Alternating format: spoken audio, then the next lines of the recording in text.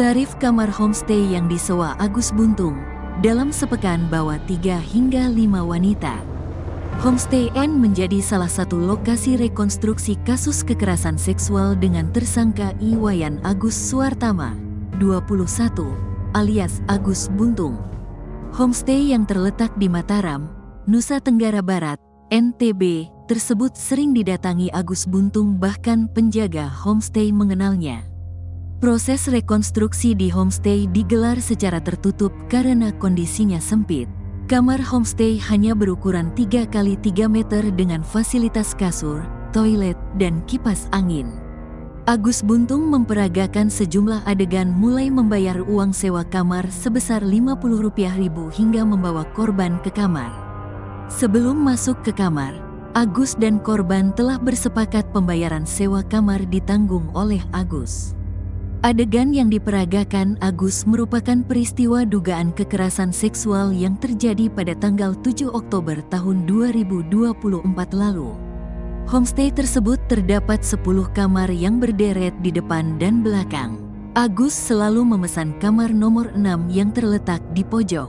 Belum diketahui alasan Agus membawa para korban ke kamar nomor 6. Penjaga homestay, Iwayan Kartika, mengaku sering melihat Agus Buntung memesan kamar dengan wanita yang berbeda-beda. Dalam sepekan Agus bisa membawa 3-5 wanita dan selalu memesan kamar nomor 6. Selalu nomor 6 tidak pernah pindah-pindah, itu letaknya di pojokan, tuturnya. Iwayan Kartika menambahkan, wanita yang dibawa Agus tak pernah menunjukkan gelagat aneh. Bahkan, ia tak mendengar suara teriakan dan tangisan dari korban. Biasa saja, tidak ada yang aneh, tukasnya. Reka ulang adegan. Di Reskrimum Polda NTB, Kombes Pol Syarif Hidayat, mengatakan penyidik sangat berhati-hati karena melibatkan 2 kelompok rentan, yaitu penyandang disabilitas dan wanita sebagai korban. Kombes Pol Syarif mengatakan jumlah adegan yang diperagakan bertambah dari yang sudah tertulis di berita acara penyidikan, BAP.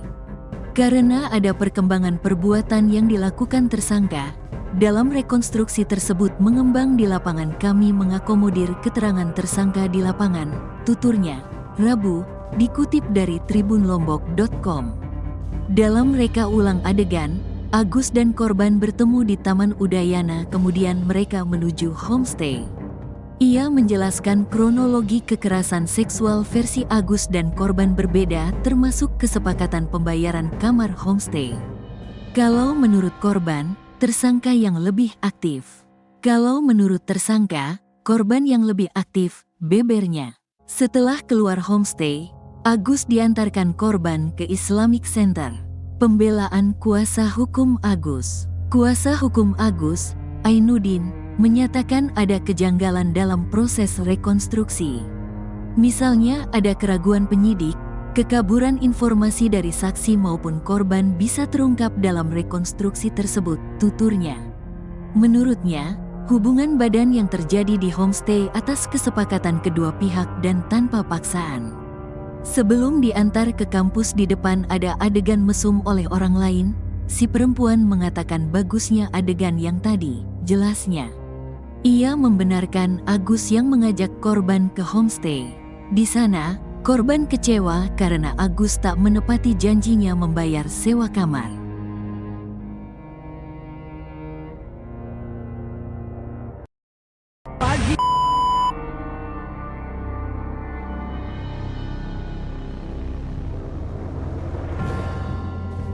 Agus Buntung melotot diteriaki bajingan saat rekonstruksi pelecehan di Taman Udayana, Mataram, NTB. Kejadian tak terduga terjadi saat rekonstruksi kasus pelecehan seksual dengan tersangka pria penyandang disabilitas tanpa tangan, Agus Buntung. Di sela-sela rekonstruksi di Taman Udayana, Mataram, Nusa Tenggara Barat. Rabu, tanggal 11 Desember tahun 2024.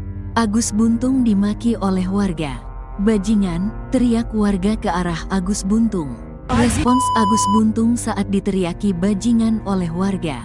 Mendengar dipanggil bajingan, seketika tatapan mata Agus Buntung jadi tajam, kedua matanya melotot memandang ke warga tersebut. Awal mula Agus Buntung diteriaki bajingan. Rekonstruksi kasus pelecehan seksual dengan tersangka Agus Buntung digelar di 3 lokasi terpisah. Rabu, tanggal 11 Desember tahun 2024. Rangkaian rekonstruksi dilakukan mulai dari Taman Udayana sebagai lokasi pertemuan pertama Agus dengan korban. Dalam reka adegan tersebut tersangka dibonceng menuju ke Nang's Homestay yang lokasinya tidak jauh dari Taman Udayana. Kemudian dilanjutkan dengan rekonstruksi kasus di Islamic Center dan Nang's Homestay. Menariknya, ketika sedang dibonceng menuju homestay, Agus Buntung mendadak disebut bajingan oleh warga sekitar.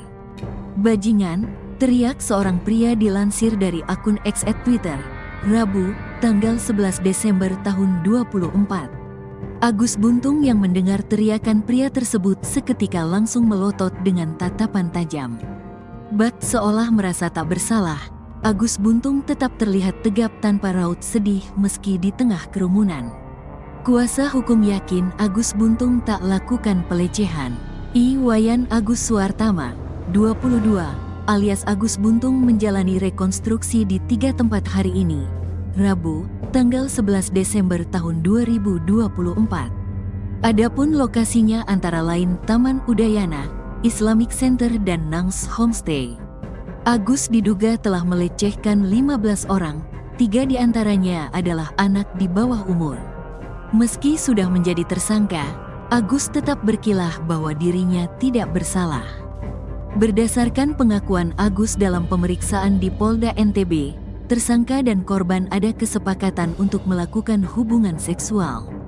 Jadi Agus merasa tidak pernah memaksa. Apalagi korban ini mengaku bahwa dialah yang membonceng Agus menuju ke homestay dan membayar kamar, kata Aminuddin, kuasa hukum Agus, Selasa, tanggal 10 Desember tahun 2024, dikutip dari Tribun Lombok.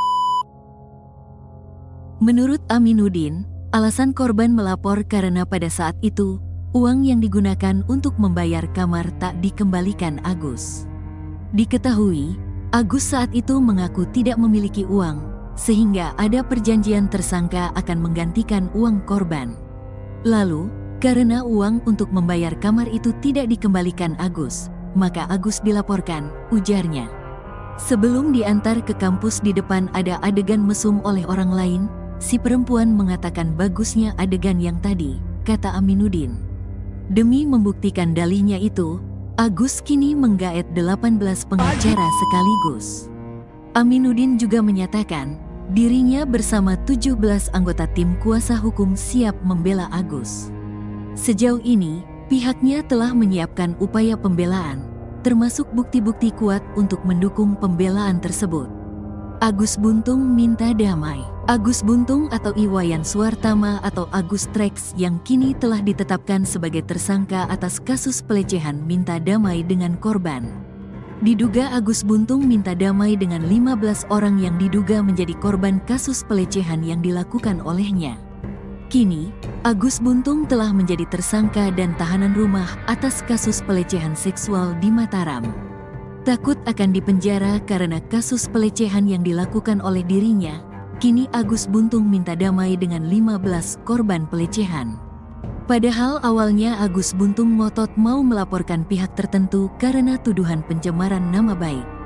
Namun rupanya kini Agus Buntung berubah pikiran dan minta 15 orang korban pelecehan untuk melakukan perdamaian dengan dirinya. Iya, saya hadapi persidangan. Tapi mudah-mudahan kalau bisa jangan sampai, biar kita selesaikan secara baik-baik. Iya, damai, kata Agus Buntung dilansir dari tribunesbogor.com, Rabu, tanggal 11 Desember tahun 2024. Nyali Agus Buntung mendadak ciut. Agus yang awalnya berkoar-koar akan melaporkan pihak tertentu atas tuduhan pencemaran nama baik kini mendadak menciut. Saya juga gak perpanjang kasus pencemaran nama baik. Mereka mau ngomong apa, semua orang berhak mau ngomong apa, hanya Tuhan yang tahu, kata Agus Buntung. Agus berharap bisa tetap menghirup udara bebas meski telah melecehkan 15 wanita. Saya gak nuntut, yang penting saya bisa kerja, jalan-jalan, terpenting bisa kuliah, kata Agus Buntung. Agus Buntung berstatus tahanan rumah. Direktur Reserse Kriminal Umum Polda NTB, Kombes Syarif Hidayat mengatakan bahwa pihaknya belum ada rencana menempatkan Agus Buntung menjadi tahanan rutan. Pria tanpa tangan itu masih dalam status tahanan rumah. Sebenarnya penetapan tahanan rumah ini merupakan bagian dari perhatian kami terhadap hak tersangka karena secara fasilitas tahanan untuk penyandang disabilitas itu kami belum memenuhi. Makanya status tahanan rumahnya sudah kami perpanjang dalam masa 40 hari, jelasnya. Berdasarkan informasi dari Komisi Disabilitas Daerah, KDD, Provinsi NTB, jumlah korban IWAS alias Agus bertambah menjadi 15 orang.